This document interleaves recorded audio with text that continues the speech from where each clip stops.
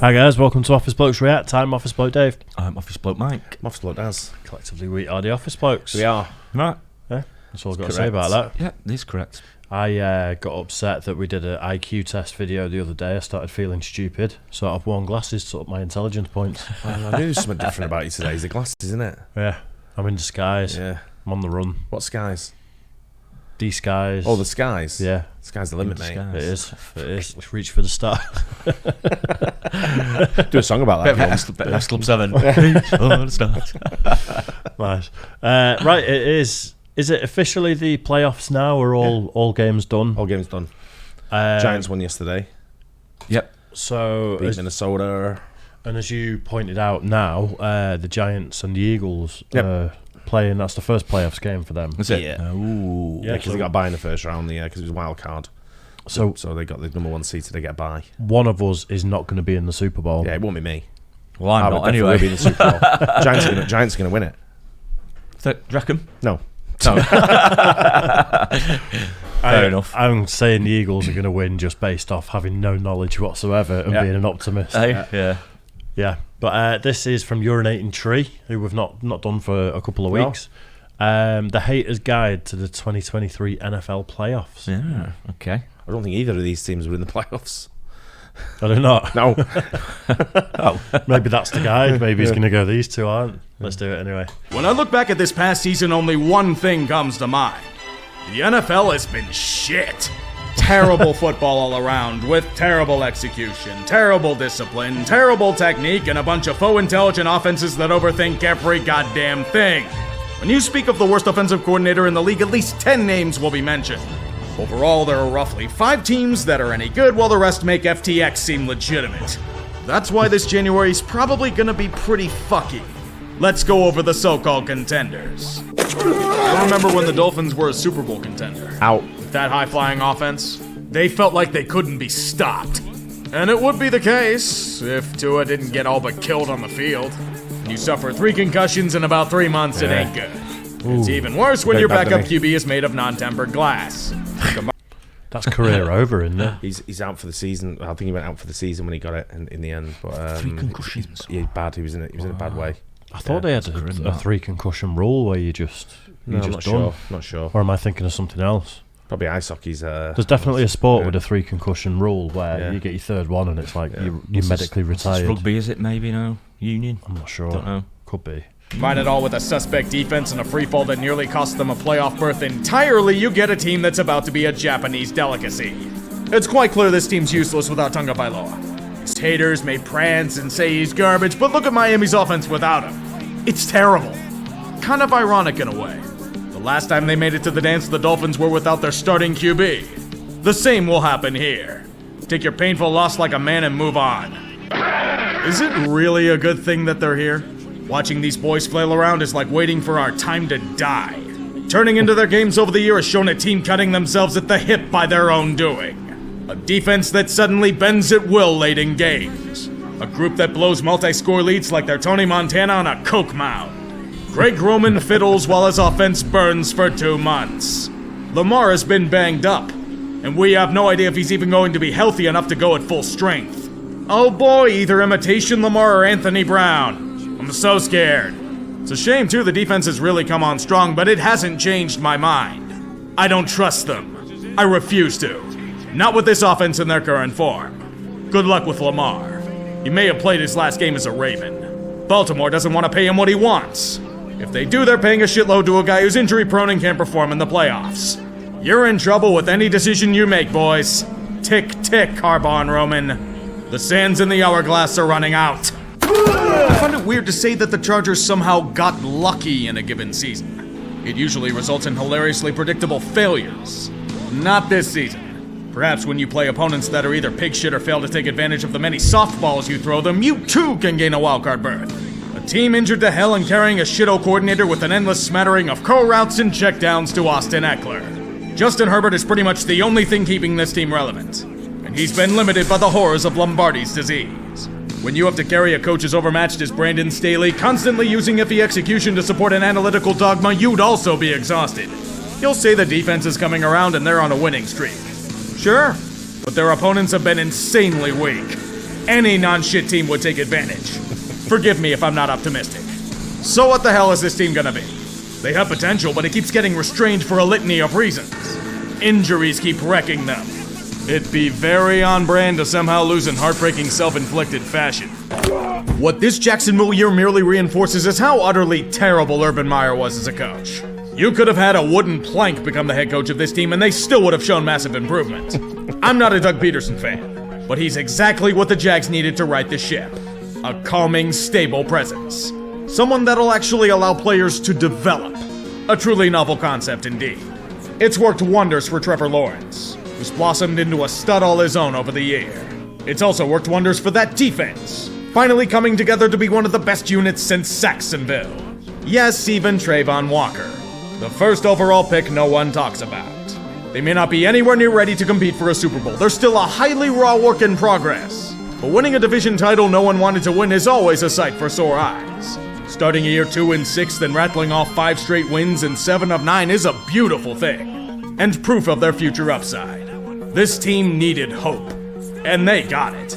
That's all Duval wanted. These were fans donning clown outfits this time last year, and now they clowned a rival team.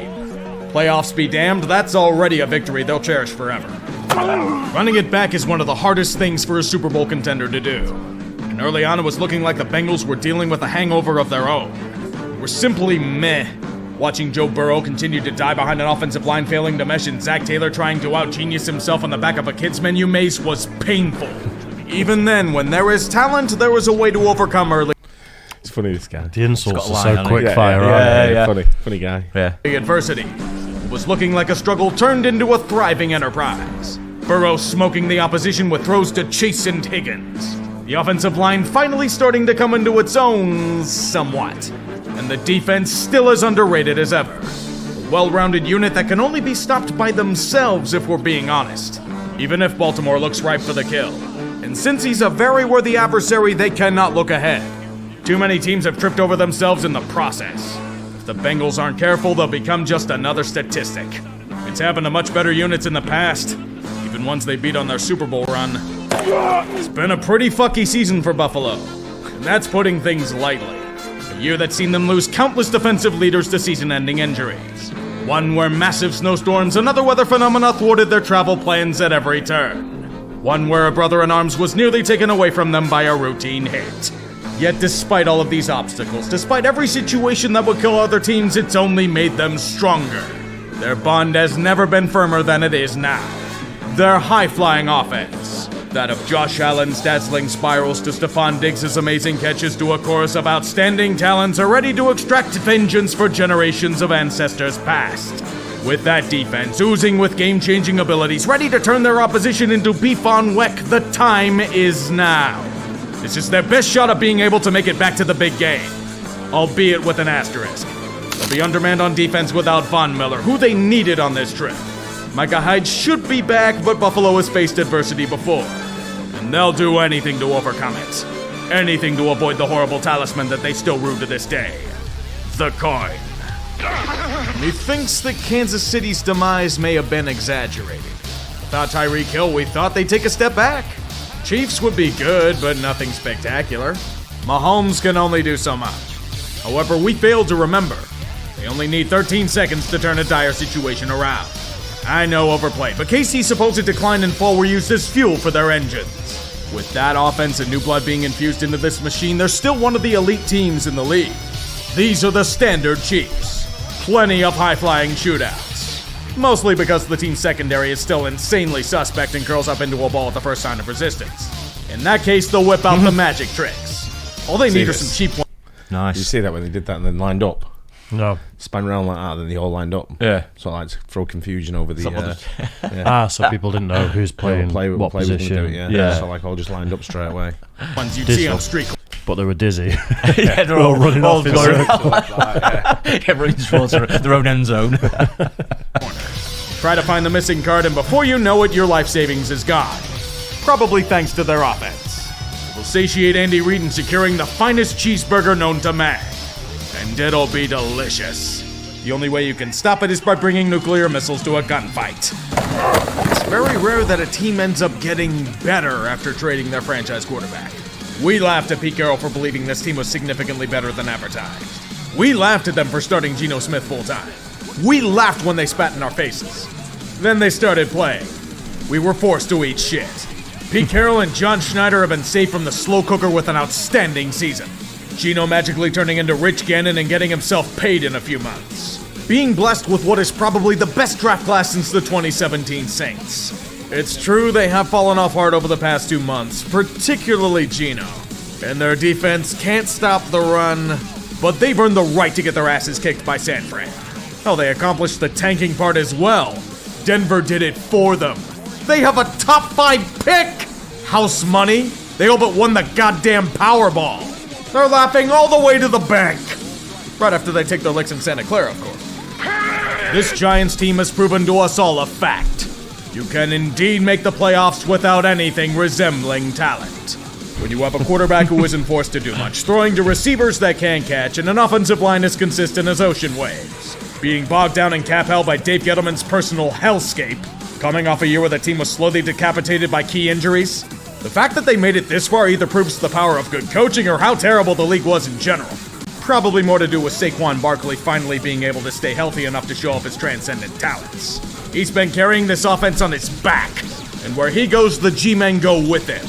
There's no real pressure to do anything. This year has no expectations besides basking in the warmth. Where they go from here? Who knows? But the time has come to embrace their destiny. Hopefully without the half-decade of darkness afterwards. It's hard to tell who he's trying to say has a chance. I mean, it seems like the Seahawks were the only team that he's been half positive Buffalo about. Bills, who was sort of bigging up a bit, weren't they, I think? And Kansas. And Kansas, yeah. It's kind of hard to tell because there's so many insults and so many There, like yeah. subtle jibes. Yeah. I don't know. Who do you think will win it? I'm not really qualified to say, but based off what he's just said here, it seemed like he was saying the Seahawks are... Well, Buffalo went through yesterday. They won. They beat the Dolphins. Yeah. Giants went through. They beat Minnesota. I think the Eagles will win it, obviously, just based off can't my remember any of the extensive other- knowledge. If I had to pick one, I'd probably pick Buffalo Bills at the moment. I think Patrick Mahomes is just coming good. I think Kansas might be the ones to watch. Yeah. Is it But something the Eagles play well, but again, if someone puts a big one down on Hurts, then does he shoulder again? Then it's different team. Different team when he's missing. Yeah. It's by margins, isn't it? When you get to this stage of a season in big, competitions. Yeah. And plus Philadelphia, the bottle jobs. About them Cowboys. Left for dead in week 1, they somehow survived an injury to Dak to blossom into a legit contender. Much to the chagrin of everyone not in Dallas. Normally, a team as strong as they are would be division winners, and there'd be at least 100 shots of Cherry Boy and his owner suite in the TV broadcast. However, this is not a normal year. Philadelphia ran the table for the first half of the season. This will expose every crack in their foundation. Mainly Dak, leader in direct TV commercials and interceptions on the season. Not to mention that every loss they've had this year has been on the road. They will overcome such issues with Micah Parsons screaming down the edge to kill opposing quarterbacks. On paper should be fine otherwise. Oozing with talent at the skill positions, very strong offensive line, star power that makes for good spank bank material. But they're still looking behind their shoulder at external threats. Dallas should be very careful moving forward. If they fail, there will be casualties. Jerry Jones isn't just going to send Micah screaming down the edge to kill countless servants of McCarthyism. He's going to send their limbs to the four corners of the earth. If you want concrete proof that this year of football was full of shit, look no further than the Bucs. It's not even that I have a vendetta or that they're frauds. This team sucks. Straight up horrible. Nothing makes me hornier than watching inept coaching and shitty play calling. Nothing revs my engine like inconsistent quarterbacking with a non-existent running game featuring suspect wide receivers and an offensive line that can't block for shit. I love nothing more than seeing the same goddamn penalties ending the same goddamn drives over and over again. I love seeing a defense be forced to carry a franchise like Atlas carries the earth. It's a punishment I wouldn't wish on my worst enemy. In a real timeline, this team would be 6-11 and we watch someone else. But we can't have that. Great, you made it here because the Saints collapsed and Grady Jarrett touched Tom Brady. Whoop-de-doo. Now we have to hear the media wax poetic because Brady was able to drag this team to victory against shitty franchises that all but stopped trying. So much dick riding that he may as well own real estate on them. The bullshit just doesn't end. which means they're somehow beating Dallas in the wildcard round. I knew that getting rid of Mike Zimmer was the best move of the offseason, but like this?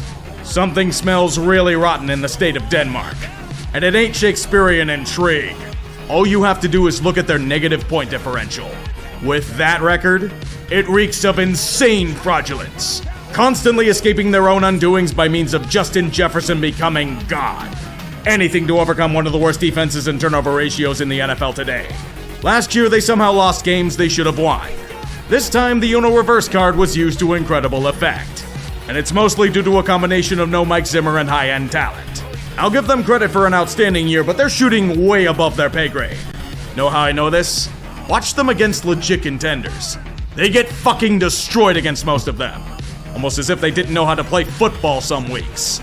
This is the kind of group that's going to walk into a match and get bitch slapped for 60 minutes. In due time, the Minneapolis Miracle will become the Minneapolis Massacre. I just don't know if it'll be now or later. It was an incredibly bold move at the time. At 3-4 with a massive quarterback conundrum, the Niners went all in. They needed a great weapon to complete their offense. And they got it with Christian McCaffrey. Did it work? I mean, if a 10-game winning streak to end the year says anything, I think it may have worked out in their favor. Just a hunch, but with their incredible offensive machine and one of the best defenses in football, with Nick Bosa and Fred Warner playing like Defensive Player of the Year candidates, they might be favorites to make it out of the grind for a Super Bowl. Do you know the ironic thing? Somehow losing bodies to injury made them stronger.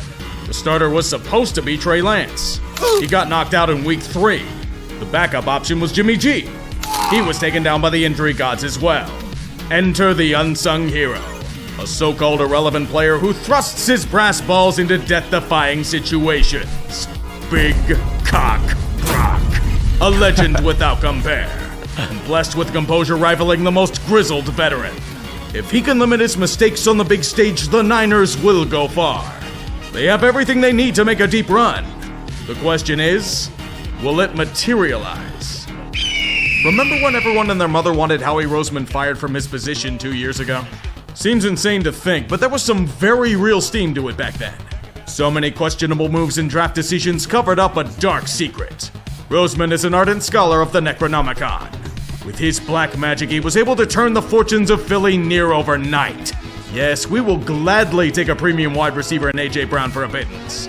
Yes, the team defense will be forged from the greatness of both in-house and free agent talent. Yes, Jalen Hurts will make an incredible leap to emerge as an elite QB. Behind that offensive line, he will have all the time he wants. An all-in push with an endless wave of talent, ring chasers, hired guns, whatever they desire. With Hurts on a rookie deal, this is the best chance the Eagles will have at securing another ring. I just hope that end-of-year skid was just a fluke. You don't want your division rivals laughing at you. Again. These playoffs should be pretty predictable to guess, right? That was pretty positive about the Eagles, I'd say. Yeah, I suppose it was really. As long as Jalen Hurts stays fit, it's you got a chance. I'll tell you that. Yeah, you never know. The Giants, got to be neat to win it, I suppose, haven't you? Yeah. Saquon Barkley was running well yesterday, so Yeah. We'll see, won't we? Mm. We'll see. Absolutely. Right? Oh, knowing how this season's gone, I'm probably gonna ruin everything anyway. Let's begin the jinxing. I'll save you from the tension. I'm rolling with Buffalo versus San Francisco in the Super Bowl. These teams have both the momentum and the plot lines the NFL desperately needs to lure the eyeballs in to watch such a spectacle. That's always a good thing. Knowing our luck, it'll be Tampa Bay, Kansas City again. Mostly because the football gods want us to suffer. They have a fetish for it. We need someone, San Francisco, to get to the quarterback here. Prescott takes off running the football. Whoa, I don't think this is going to work out. It will. They'll be able to clock this. They were planning for it. It's down. Oh, my gosh. Oh, the official gets in the way. The game's over. Gosh. The game is over. Game's over. Yeah. Wow. All stuff like me. Yes. It's fast-paced. Yeah, it's isn't it? so well put together, isn't it? Really is. But I was watching I don't know what it is, what people think that I'm like the sports like fucking encyclopedia.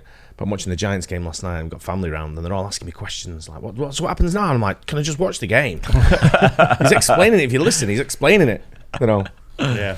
It's a weird setup we have over here in the UK. We have the host is an English guy. Obviously, We are back. I would like. Sounds like he lives in America. He lived in America for a little bit. He's got like that bit of a twang. British American accent sort of thing. Then they have a guy who was a coach of an NFL European team. I don't know his name. Then they've got a guy who played for someone in the USA NFL. But I think when I saw the timeline he played for, it was only like a year sort of thing. And I was like, and we've got a woman on there. Right, okay. Nothing against women commentators or anything. I mean, she was a coach at the Buffalo Bills, it said. Oh, wow. Okay. So I was like, I don't know if she was head coach or whatever, sort of Yeah. thing. So it's kind of like a weird panel they have. And sometimes they talk shite. And I'm just like, so I have to mute it when they come on. And then when the game gets back on again, so I watch the game. Yeah. Do you think certain channels in the States do the kind of box Sky, tick? this is Sky Sports. Oh, well, Sky are known for the box ticking thing, aren't they? If like you've it's got the UK broadcast that over here. Right. Do you think they do that in the States as well, or do you think they all don't do it worry now. about that? I think it's all over now. Yeah. It's everywhere around the world. I was watching some cricket from Australia or South Africa the other day. They had a female cricket commentator on there. Yeah. Don't know. It's again nothing against it. It's No, just definitely not. It's not for me. Sometimes when you listen to certain commentators, I'm just like, you're commentating on something that you know about, but you're just using generic sort of like phrases that they use. Even some of the men that are on it are shite. You look, Of course, you know, we're always moaning about it, aren't we? Yeah, about BT yeah. Sport. They talk shite. Things a lot like of them. They do, one good thing with Amazon is that I read the other day as well. The NFL's gone down 3% on viewership this year, and they reckon it's to do with Amazon getting some of the slice of the TV rights. But I just presumed everyone has Amazon, don't they? Don't know. I don't know. But it's in the USA. It's they were saying that it's gone down 3% the viewership on Wow. the NFL. Yeah. Because they put it down because of Amazon. But I thought one thing I love about Amazon when you watch the English football over here, I can turn it on just stadium noise, so there's no commentary.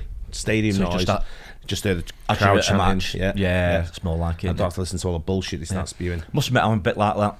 Like you with the NFL between matches. Sometimes it's because I don't know enough about it. Sometimes they talk about certain moves or what they can do and certain positions on the pitch. I'm like, I just don't sort of like know enough about it to sort of like understand it, to be fair. But yeah, I had my mate texting me. He was a big Giants fan. He's texting me all the way through the game. I've got these two idiots next to me yapping on in my ear. I'm like, I can't even watch the game. Just wanna watch it. Missing the game here. The text is easy because as soon as there's a break and I can pick my phone up and text, then I'll text back.